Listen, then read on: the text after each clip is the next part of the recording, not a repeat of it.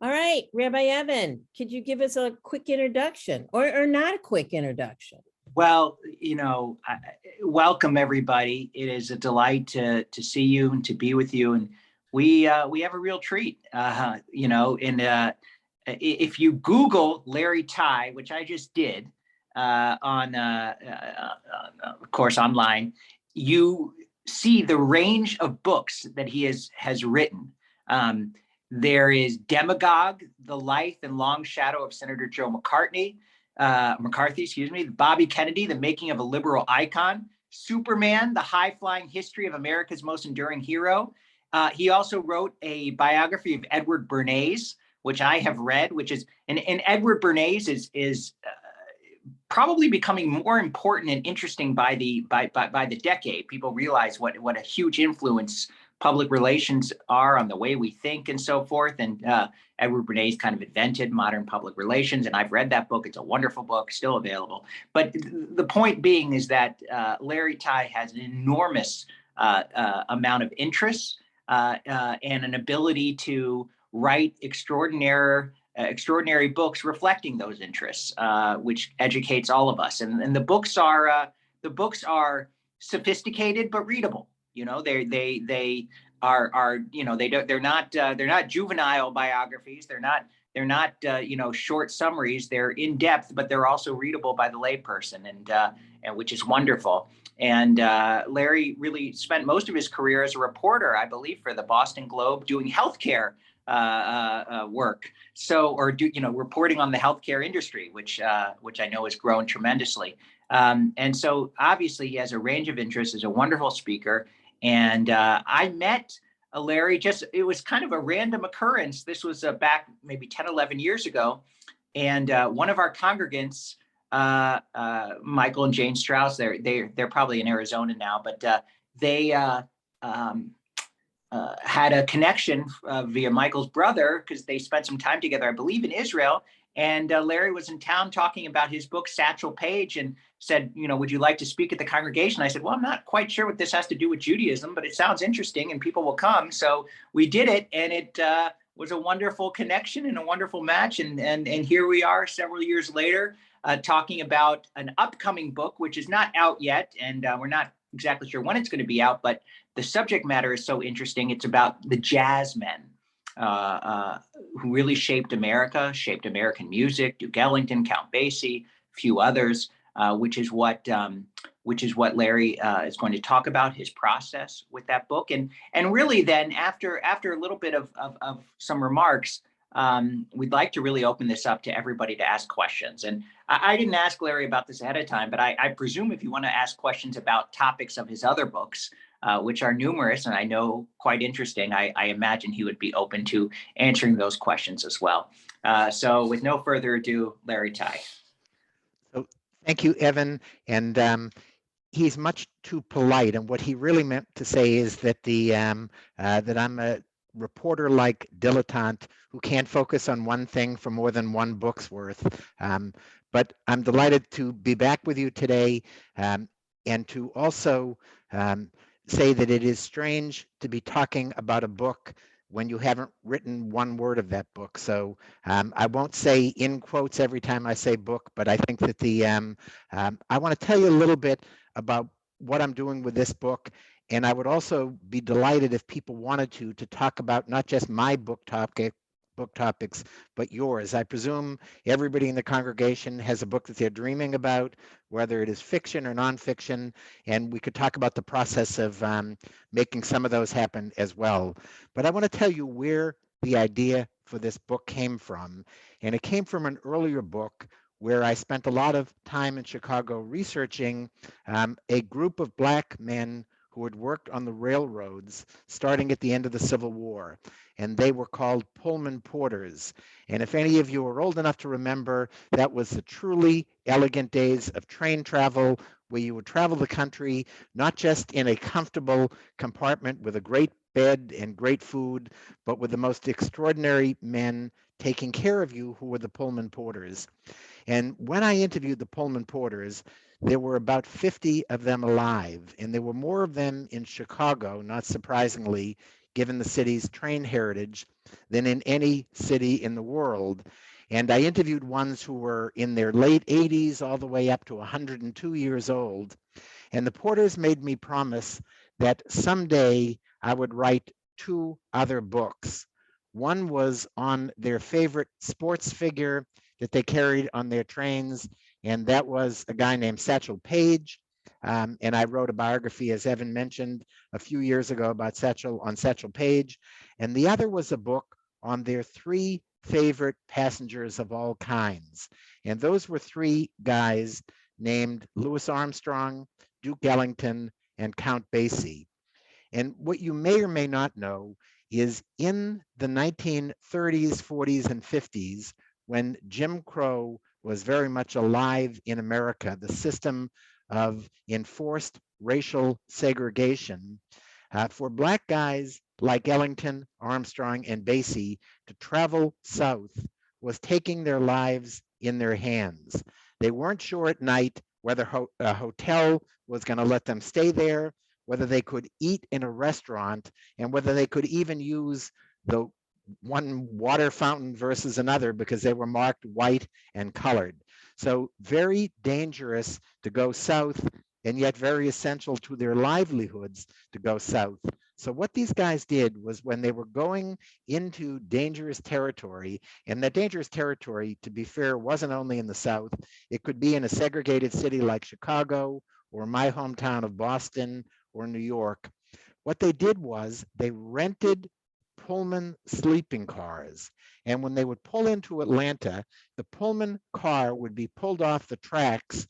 And at night, when they were done with their paid performance, they knew that they had a place that was going to take them as a hotel, which was their Pullman sleeping compartments. They knew that they were going to get great food, which was the food that they would get on a Pullman train. And most importantly, they knew that people were going to be looking out for their livelihood and for their safety and for their comfort. And that was these Black men called Pullman Porters. So that was what drew me to this story. When I started writing it, there are very few people, I would imagine, in this audience today, and maybe in all of America, who are less qualified than me to write a book about music. I know very little about music. I love jazz, but I don't know much about it. And the idea that I could say something original about 3 guys who have had hundreds of books written about them, like Ellington, Armstrong, and Basie, is improbable and actually impossible. But I'm not pretending to write about these guys' music. I'm writing about their lives off the bandstand, which means everything from the way they traveled the country, sometimes when they could afford it, on elegant and expensive Pullman sleeping cars, and other times in broken down jalopies. I'm writing about the venues they played at, and there were more of those venues in the city of Chicago than anywhere in America. I'm writing about their sidemen and side women. I'm writing about their religious lives and their home lives.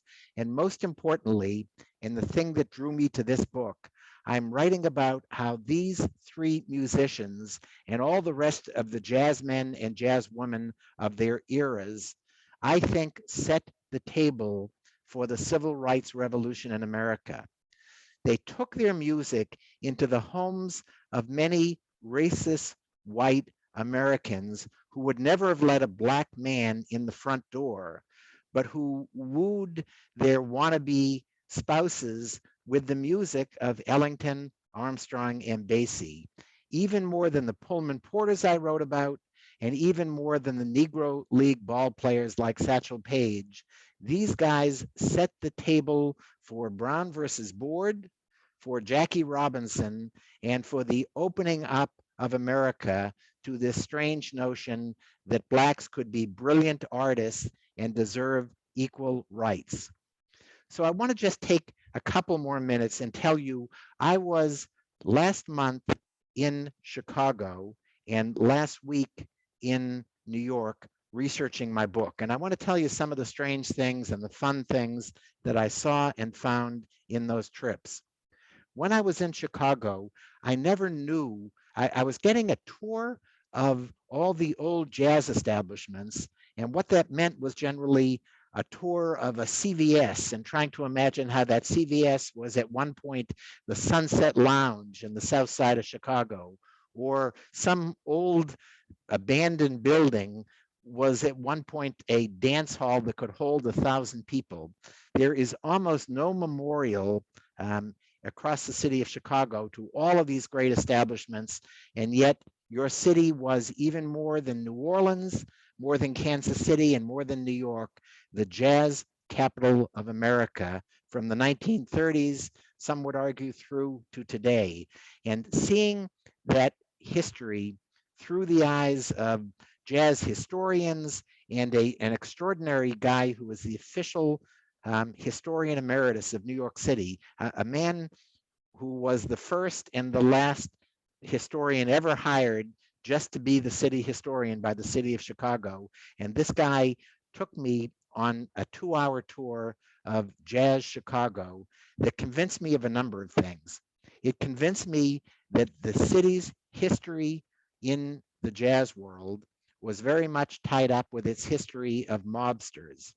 People like Al Capone were the ones who generally owned the nightclubs, the great nightclubs in Chicago, or bankroll them behind the scenes.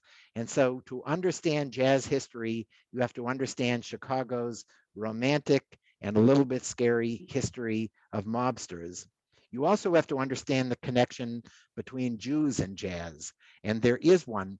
As a Jew who manages to or tries to find a Jewish element to every story and every book that I'm writing, I think the connection, it was not an accident that Louis Armstrong's longest serving and most trusted manager was an old mobster named Joe Glazer. It was not an accident that Duke Ellington's most effective promoter and manager was a guy named Irving Mills. It was not an accident that the whites in the Count Basie band and in the Ellington band and in the Armstrong band, when they took whites into their band, and they were among the first integrated musical operations or orchestras in America, that those whites were disproportionately Jewish.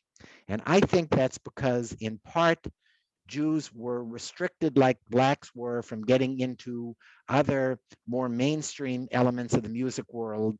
And so when this world of jazz opened up, guys like we see pictured here jumped at the opportunity to get into it the same way blacks did.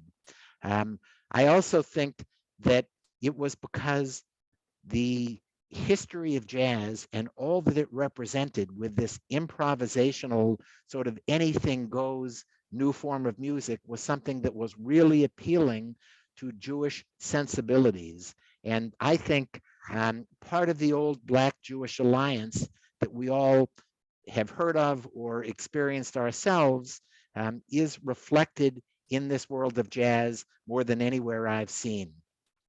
I want to take one last minute. I mentioned a few of the things I saw when I was in Chicago.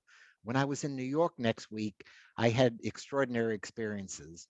I got a 2.5-hour tour of everywhere that Duke Ellington had lived, everywhere he had stashed his mistresses in fancy apartments all across Harlem and Sugar Hill and Washington Heights, and where Duke Ellington was buried. And my tour guide for this was a woman named Mercedes Ellington, Duke's 82-year-old granddaughter. And she was amazing. She was around in Duke's heyday and traveled the world with him and knew the stories that Duke would want told about him and the stories that he wanted hidden about him. And those stories, this is Mercedes at various points in her life. And those stories were ones that in the course of this 2.5 hours bonded me with her and made me glad that Duke wasn't around to censor her, because he would never have let her tell these stories. But she was amazing. And where we ended up at, appropriately, at the end of our tour, was a place called the Woodlawn Cemetery. And it's in the Bronx, and it's where Duke was buried. And he was buried with his mistress on one side, his parents, his mother next to him, which was appropriate because Duke adored his mother, his mother separating Duke and the father, which was appropriate because Duke's father was a little resentful of Duke and Duke was a little bit resentful of his father. And across the street was Miles Davis. Just up the hill was Sonny Greer and actually a whole collection of other jazzmen. And I'm convinced that if I had revisited that cemetery at midnight instead of in the mid-afternoon when I went, that I would probably see all these guys get together for an amazing jam session, because there are more jazz greats buried in Woodlawn Cemetery in the Bronx than anywhere on the planet Earth. One last thing I want to tell you about my time in New York was I visited Louis Armstrong's home, which was extraordinary in lots of ways. It is preserved as a museum, and it has his Jetson-like sort of ultra-modern kitchen.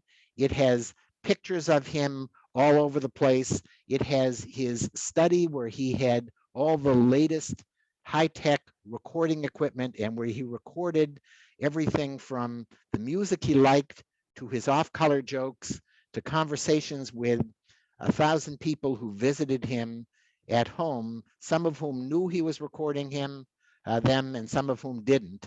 But it also had extraordinarily, and I don't know if there's a picture anywhere here, his bathroom. And Louis Armstrong was obsessed with the state of his GI system. He would offer everybody he met, from the Queen of England to all kinds of musicians, little packets of a laxative called Swiss Chris. And his bathroom had mirrors all over the bathroom. The ceiling was mirrors, the walls were mirrors, and Louis Armstrong enjoyed his time in the bathroom and wanted to make sure that he could see everything that he was doing in the bathroom. So his bathroom was filled with mirrors everywhere. That's the upstairs bathroom in the middle here, and the downstairs one may or may not be there. But I want to just say one last thing I saw, which was where Count Basie lived for most of his life. And I don't know if any of you know Queens, the Queensboro in New York, and know a neighborhood called St. Albans. But Count Basie lived in this extraordinary neighborhood, and I toured his neighborhood with the executor of his estate. And almost across the street was one of his fellow prominent jazz musicians named Milt Hinton. Around the corner was a guy's home named, the home of a guy named Jackie Robinson. Just down the street from that, in an earlier era, was the plantation-like home of a guy named Babe Ruth. Lena Horne was his neighbor. Ella Fitzgerald was his neighbor. If I could be dropped back in any era, if I could go back in a time machine and pick one place to go, much as I would love to be in historic old jazz Chicago, I would want to be in Count Basie's neighborhood in St. Albans in Queens, so I could say hello to Jackie and to Ella and to Lena, and most of all to Count Basie, who I think was the most extraordinary band leader and who taught America and taught Chicago how to swing. So what I'd like to do is actually stop talking there and see if anybody wants to talk about swing or jazz or books, or just would like me to go away so you can enjoy the rest of your Sunday morning. No, listen, No, you've no, got another okay. 40 minutes. So, Great. and if no one has a question, I do. And you can put it in the chat, or you're going to have to raise your hand virtually or chat. But my first question is, who did you leave out? If you did 3, so who was number 4? Like, who missed the cutoff?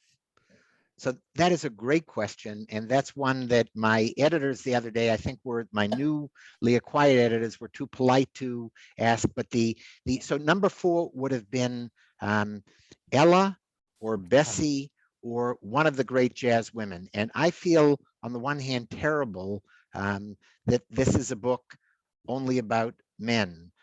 But the truth is that it was an era dominated by jazz men, that the women were generally vocalists. There were almost no great women jazz pianists or sax players or trumpet players. And if I had included, the only thing worse than leaving women out And they will very much be in the book when I talk about side men and side women. The only thing worse about leaving them out would have been to put one in for sole reason of having gender equivalence. And but I would love to. I am totally riveted by the stories of Basie and Ella, and most of all by a woman who played with Count Basie, named Billie Holiday. And I think that her life and her death are going to be a big part of what I write about when I'm writing about the jazz women. Oh, I love that. Babs, I see your hand up. Go ahead. Yeah, Larry, are you familiar with the fact that Louis Armstrong used to perform in Highland Park in the summer?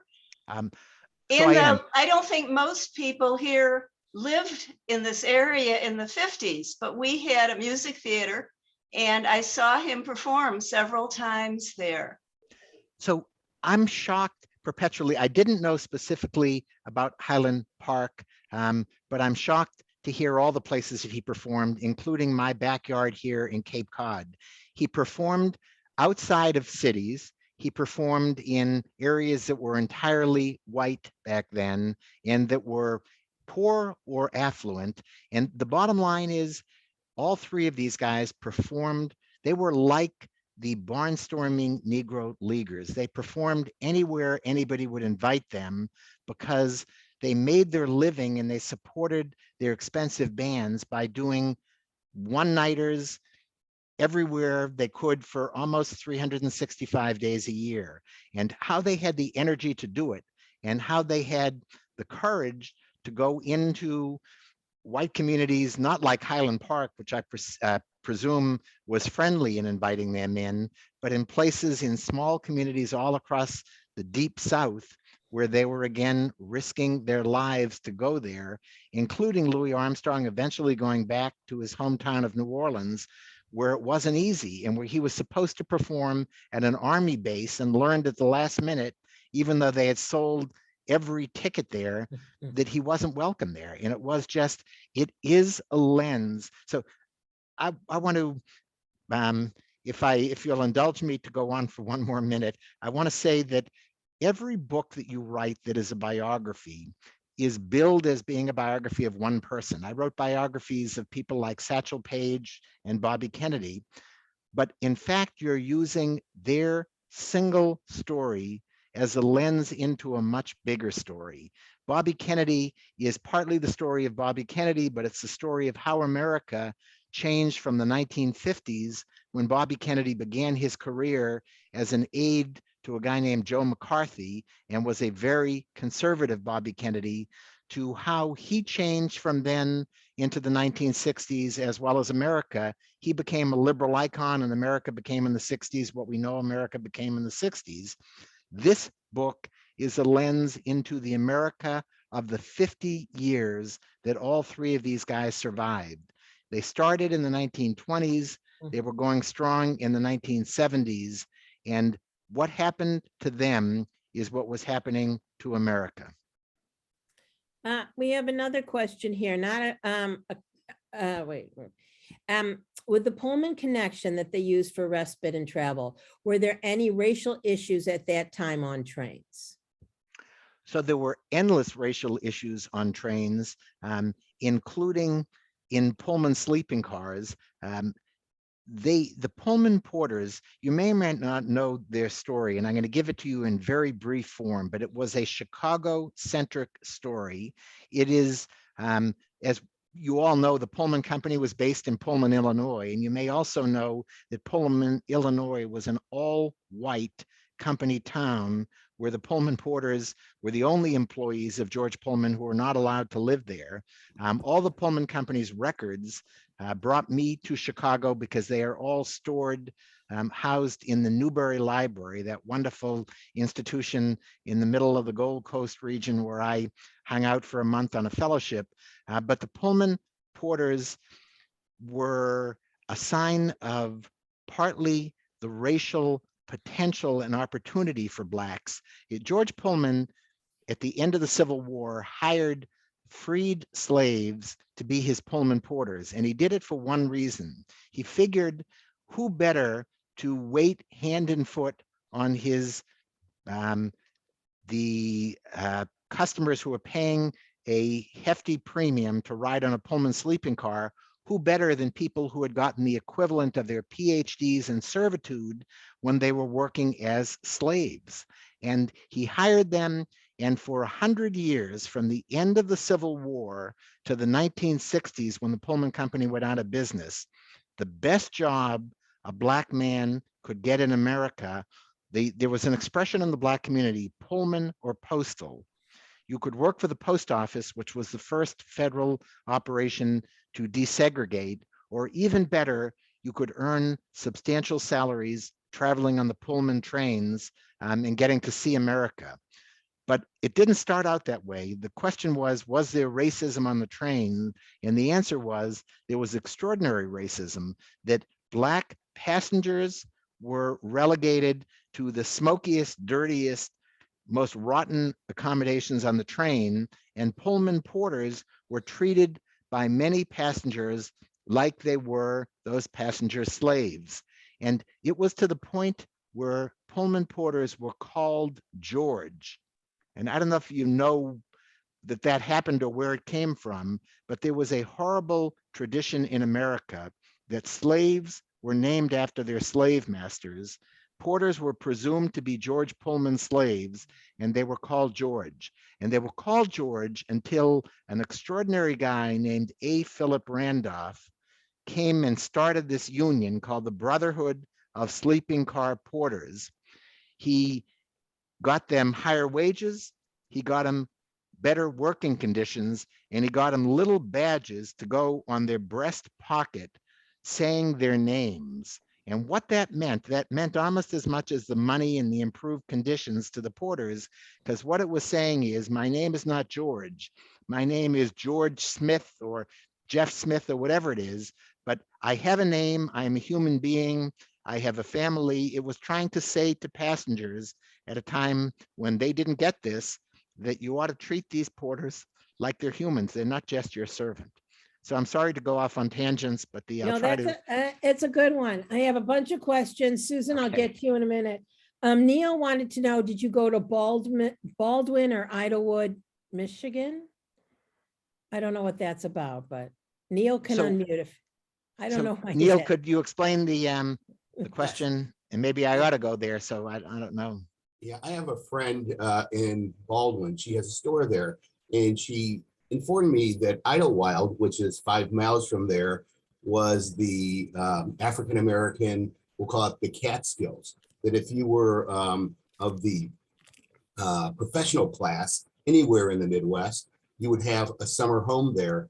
And this was an alternative history that most of us, I don't think, know about, but they had a ballroom there where all of these acts that you are mentioning played, and they would play for a entirely Black audience. And they had clubs in these on the lake. They had a Detroit club, a St. Louis club, a Minneapolis club, and then there were a ballroom and a couple of other places there that were for everyone. And they would bring in Duke Ellington, and they would bring in well, all the other musicians that you mentioned. And being a white guy, I had no idea.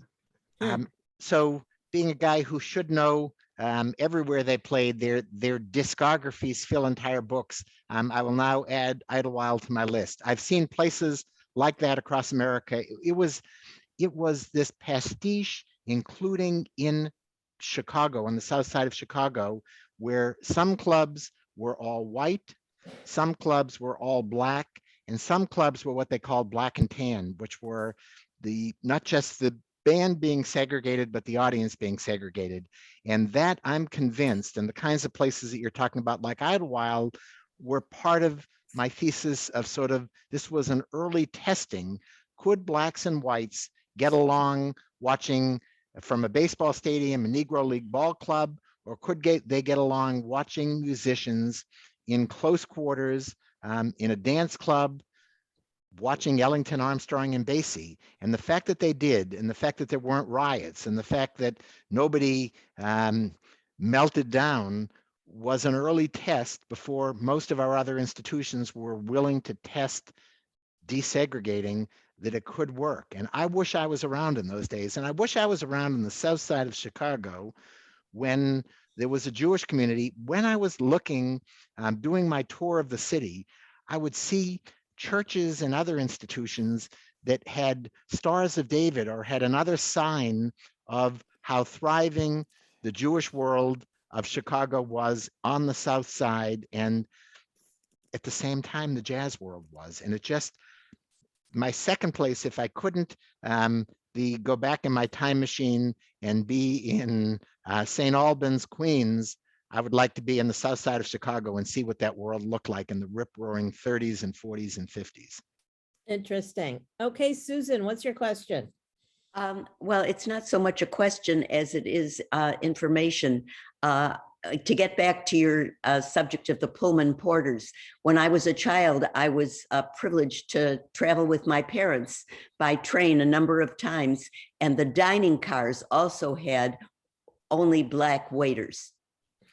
So they did. There were, so I call them Pullman Porters, but there were stewards in the dining club, there were waiters, and there were the porters who took care of the sleeping quarters, and they were all under the Brotherhood of Sleeping Car Porters. There were even women at one point called porterettes, and they were, for all of these people, an extraordinary job to have. They did some demeaning work, like having to shine people's shoes at night and having to take care of people when they were sick, but they were also extraordinary because white parents and grandparents would put their kids in the hands of the porters to take them across country. If you were a parent living in New York and you wanted your child to visit their grandparents in Atlanta or in San Francisco or in Chicago, going on there with their kids was not always possible for these parents. So they would entrust their kids to Pullman porters to take care of them on long rides across country. And I've had more kids who tell me moving stories about their experience with Pullman porters. And you can imagine, and Susan, you don't have to imagine because you lived it, the story in, these are not large buildings that you were with the Pullman porters in. These are the closed capsule of a dining car or a railroad sleeping car. And these were incredibly close quarters. And these were the most up close experience many white Americans of that era had with Blacks, seeing them, taking care of them on this long trip across country. And it was romantic, and it was dramatic, and it was unusual, and most of all, and something that those of you who, like me, travel Amtrak can't imagine, it was comfortable. Imagine being on a train and being in comfort and having good food and sleeping easily, and it was just amazing. Everyone should be sure to check the chat. We have different comments about the movie, The Green Book, and how that was a interesting movie a while back where there was an actual book of where African Americans could stay. But we have a specific question from Lynn about Louis Armstrong, that he was supported in New Orleans by a Jewish family. What can you tell us about that? And did he speak Yiddish? I think I read that somewhere. And, did he help out on Shabbat with this Jewish family? So the short answer is yes, it was a family named Karnofsky, and they owned what was essentially a trademark kind of Jewish business, was a junk business, a little bit of a schmutty business.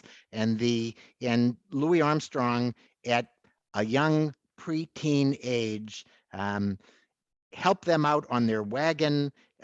He was taken in by the family and given meals, heard them singing Russian lullabies, was, depending on what version Louis Armstrong tells, and he wrote several memoirs. The one he told near the end of his life when he was on his hospital bed was the story of the Karnofskys, and he put them at the center of everything in his universe. And he explained that they were why he wore a Star of David on a chain around his neck for the rest of his life.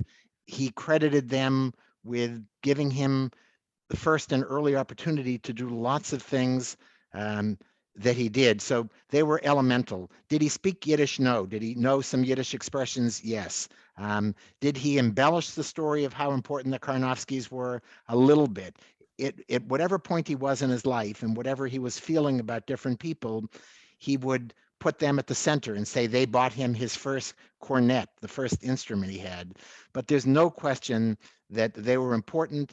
There's no question that he did buy that first cornet at a pawn shop in New Orleans owned by a Jewish family.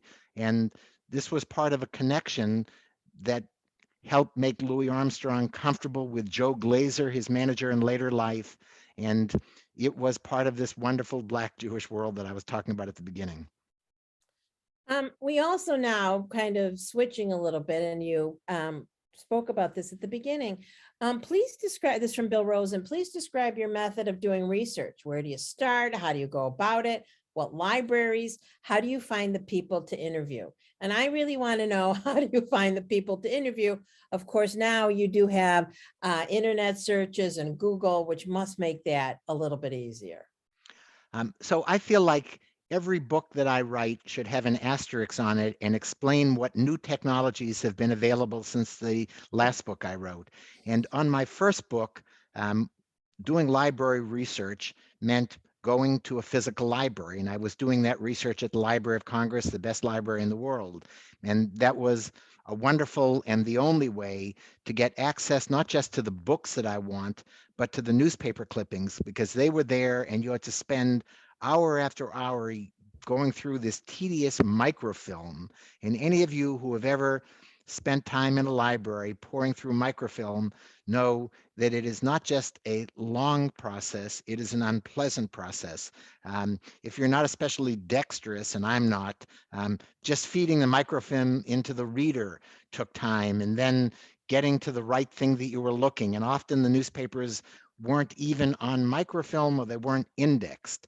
Today, every newspaper just about that I want, from Black newspapers like the old Chicago Defender to mainstream newspapers like the New York Times and the Washington Post, are there online. And at the push of a button, I can get 100 clips that would have taken me 100 hours to get in the old days. Now, and this, I'm embarrassed to admit this, but now, rather than having to go to a library for 75% of the books that I want, I can look them up on Amazon and in 2 days have that old volume that was difficult to track down in the library at my doorstep, and I can have it there rather than having to go and Xerox it at a library. So I'm looking across my basement study right now, and I've got easily 300 books that I've read on jazz or on Black history or on specific biographies about my main characters or my side men and side women. And many of these books have little white tags on the spine indicating that one day they had been library books, but now the libraries wanted to shed them and they're sitting on my bookshelves. That makes the process easier. It doesn't mean that I can read through the 300 books any quicker than I could in the old days, but I can at least get them onto my bookshelves. I have read for this book probably 2,000, 3,000 newspaper and magazine stories on something about what I'm doing. And again, finding these stories is much, much easier than it used to be. For my Bobby Kennedy book, I interviewed 450 people. For this book, so far, I've interviewed probably 200 people, which means that I have thousands of pages. I probably have in total, if I were to add up all the typewritten, normal type size pages of transcripts of interviews and of notes that I've taken of articles and books that I've read, I probably have 10,000 pages.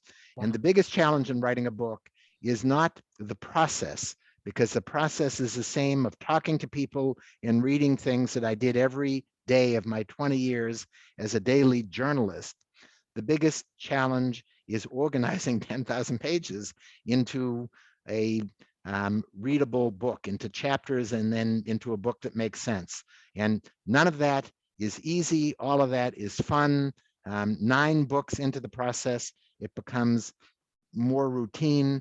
Another thing that technology has changed, when I'm on the road, I'm going to show you here my most cherished piece of equipment. It is not my computer.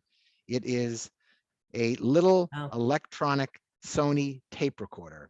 And what I do is I use this recorder, which picks up sound brilliantly, to tape every interview that I'm doing.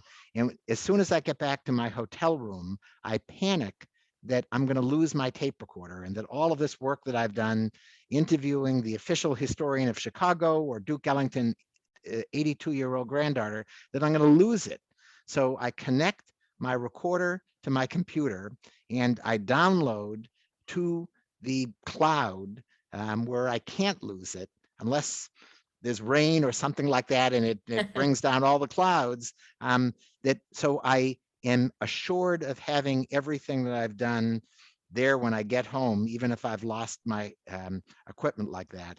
And then as soon as I get home, what I do is I push a button and I send those taped interviews to a free service called SendSpace, and they're out there for my student transcribers to get easy access to them. So 2 days later, I have my interview in a 50-page type transcript, and it makes it easy for me to use. So technology enables me, but in the end, it's the same old-fashioned skills that, or lack of them, that will make for a good or a bad book. And technology can't write the book for you. It can make it easier to research it. That is very, thank you. I love that explanation. And doing a lot of book clubs and reading a lot of books, I think sometimes where publishing houses have cut down is on editors. And that editing process is really important, so that we, as a reader, that we don't have like the rough copy. So can I just make a comment on that, Vanessa? That's Yes. really, you're absolutely right that you cannot these days depend on getting the same editing that you might have 20 years ago. On the other hand, every 20 years, people complain about that and say, geez, I wish I'd been there in the glory days. But what I do is I hire a guy who used to run a publishing house, who's the smartest editor I know. And out of pocket, I pay him a decent amount of money to do a top to bottom, big think and red pencil edit. And partly that makes me a favorite of my editors at the publishing house, because a lot of the hard work and a lot of my bad mistakes have already been ironed out. And it assures me that whether I have a good copy editor or a bad copy editor, I have a good editor involved with the process. I also send out every book I write to at least 10 friends who are journalists or historians or whatever, and they edit top to bottom again the book from their different takes. So I will have, my dream on this book is to have somebody who, it's a huge long shot, but she's a Chicago woman, be one of my readers, because her great grandfather was a Pullman porter, and this is a woman that you may have heard of named Michelle Obama. And I did a strange interview after one day when I was doing one of my few live talks on my Joe McCarthy biography, and that was here on Cape Cod at an outdoor baseball stadium. I came back and I had a message saying, I'm Bill Clinton's press secretary, and the president would like to talk to you. And I thought, which of my friends is pretending to be Bill Clinton's press secretary and saying the president wants to talk to me? And 15 minutes later, I'm on the phone with a guy who, there are many people's voices you could feign, but you cannot pretend to be a convincing Bill Clinton. So unless this guy was a much better mimic than I think is possible, I was on the phone for an hour with Bill Clinton, and he wanted to talk about Joe McCarthy because he grew up in Joe McCarthy's era.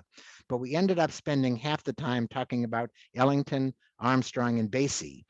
And he told me that he had at his office in Harlem pictures of Duke Ellington, posters of Ellington and Armstrong, and at his home in Westchester, he had a poster of Count Basie, and he invited me post-pandemic to come visit him at home and in his office, and I'm now trying to make that happen. But I figure if you can get Bill Clinton on the phone, maybe the Obamas, who know a lot more about Black history and about jazz than Bill Clinton does, maybe someday I'll get them to talk to me. And so I sent Michelle Obama via her press secretary a copy of my book on the Pullman Porters, saying, this is your story and your great-grandfather's story, and please talk to me. And I'm waiting, and if you hear a phone ring in the background, I may have to take the call because I'm waiting with bated breath to see whether one of the Obamas ever gets back to me. But listen, well, you're going to have to come back because we need to know about the Obamas, the Clintons. But Ross, you have a question. Go ahead. Yeah, Larry, if we can go to one of your other topics and where you started your career on healthcare, I would love to hear your thinking on all the proposals in the recent legislation on drug prices and drug price and government negotiations, and any thoughts on where this might land, both from a sort of what's the right answer and politically how it might get Sure. settled. So any so good insights would be question. great. And the answer is, I want to preface the answer by saying that for the 20 years since I left the Boston Globe, I've been running an annual Boston-based fellowship program where every year we bring in a dozen of the smartest health reporters from the Wall Street Journal or CNN or from around the country, and we bring in 75 speakers to try to educate them a bit on healthcare issues. And this year was speakers ranging from Rochelle Walensky, the CDC director, to senators and governors and others. And the question is, do I think that any of these changes, the dramatic, far-reaching changes to expand Obamacare or to make drug prices more reasonable, do I think any of them have a shot? And I think the answer is yes, but. The yes is, I think we will see, I was just reading that one of my former journalism fellows just wrote a great story in the New York Times in the last day or two, saying that the coverage under Obamacare could expand by a minimum of 3 million if some of the provisions that are in the bill, the Build Back Better bill, if the bill is passed and if those provisions stay in, and I think they will stay in. I think when it comes to real reform of drug pricing, I think it ain't going to happen. And it ain't going to happen partly because Joe Manchin has gotten extraordinary donations recently from drug companies and from a lot of forces that are counting on him, that being one of his issues to win his support. They'll have to kill some of the elements of the bill that are in there. So I think the New York Times, if anybody has read today's New York Times, actually it was today's Boston Globe, one of the lead stories is, are we getting reforms that are the equivalent of the New Deal if Biden's bill passes? And I think that dramatic level of reform won't be in the bill, but it will be more than we've had since the Great Society. And I spent endless time in my Bobby Kennedy book looking at Great Society stuff, and that is still, it will be extraordinary if any of that stuff does, if the bill passes, and most of the stuff that I think will stay in will stay in. So that was a long and not especially helpful answer, but I'm an optimist and I think we'll see good things. And I'd like to just respond for 1 second to something that came up in 2 of the chat items, which was the question about tips and Pullman porters, and the question about whether they got a salary in the pre-union days when they were getting substantial tips. And the answer is they did get a salary, but the tips were the big thing for them. That was intended by George Pullman, because he knew the best way when these guys were out on the road and he couldn't have his spies watching what they were doing every minute.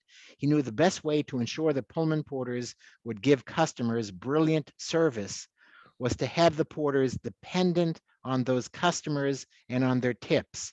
And if I need you to give me a livable wage, I'm going to shine your shoes. I'm going to clean up after you. I'm going to do whatever you asked, which is partly logical and partly not a very humane way to have people earn a living, which is why A. Philip Randolph, in the era after the union, ensured that people not just earned good money with tips, but got a living wage salary that was bigger than anywhere Black men were working back then, other than, as I said at the beginning, other than the U.S. Postal Service.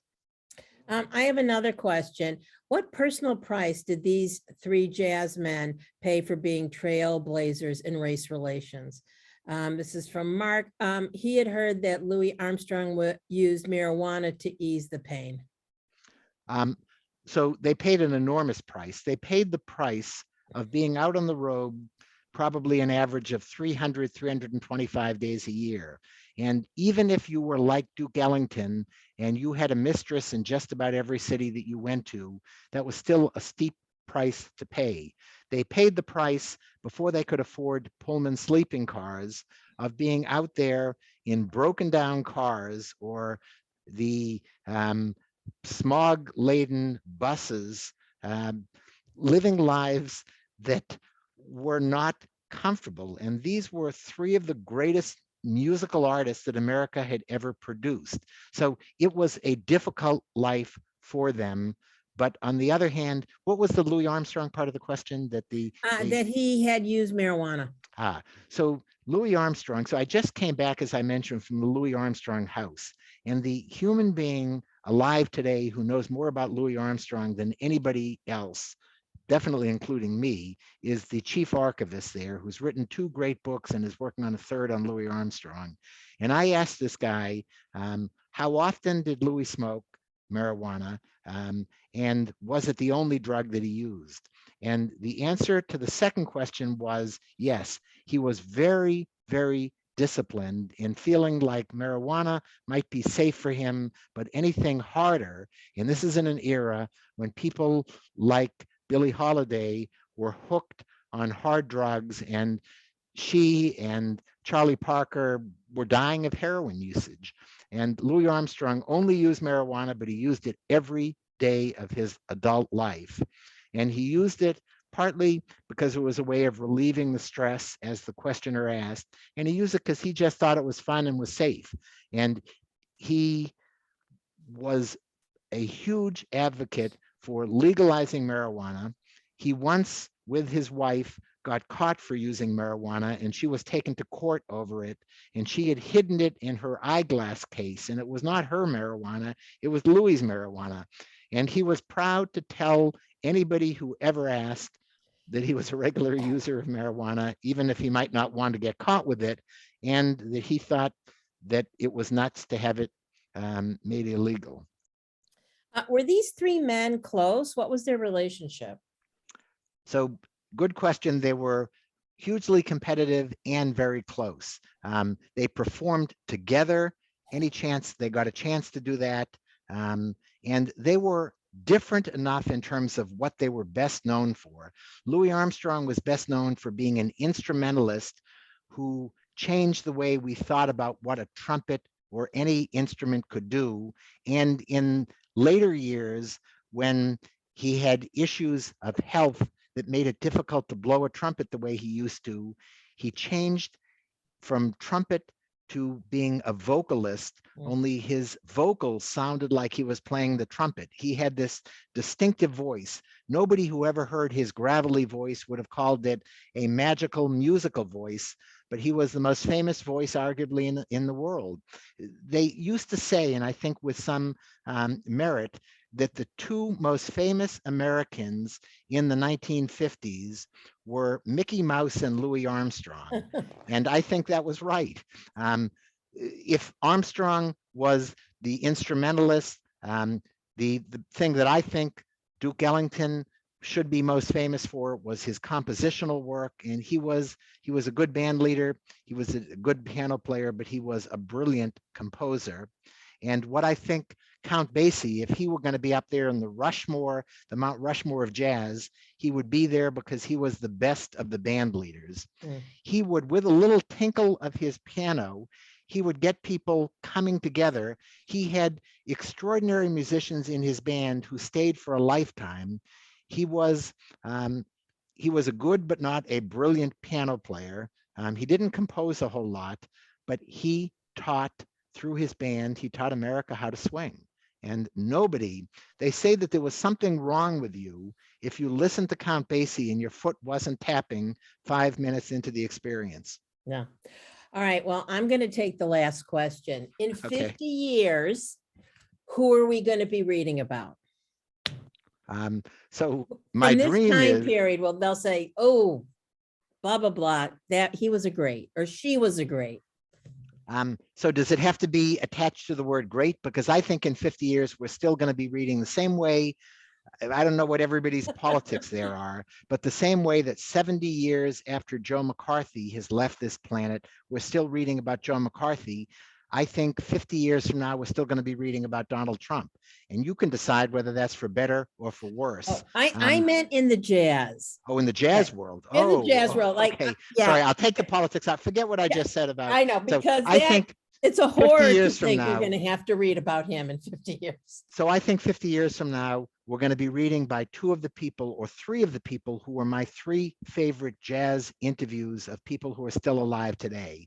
One is somebody that you all know named Wynton Marsalis, and he is a brilliant enough instrumentalist and composer and orchestra leader that we're going to be reading about him 50 years from now. A second, and this is my guess because he's younger and who knows what his lasting power is going to be, is a guy named John Batiste, who is the leader of the band. Is it in the late night, or I get those Yeah, late it night was shows Stephen mixed up. Colbert. I adore Colbert. him. So Yeah. he's wonderful. And the third is the oldest of the three. And that is a guy who I interviewed and had so much fun with that I interviewed him again. And his name is Sonny Rollins. And he is probably in his early 90s, late 80s. And he's a great who was around in the era of Ellington, Armstrong, and Basie. In 50 years, he's still going to be around. Okay. That's Sonny, and that's great. And I love being with you again. And Yes. someday in person. Someday in person, please was read all the kudos you're getting in the chat. Okay. Great program. It's always great talking with you, Larry. You're getting claps and the whole, yeah, we can't wait to hear. Nice. And listen, if we see the Obamas in downtown Chicago, we will say, Great. please call it. Hi. I love it. I love it. Thank you, all of you. Thank Thank you, Evan and Vanessa. Bye-bye. Bye-bye. Hi.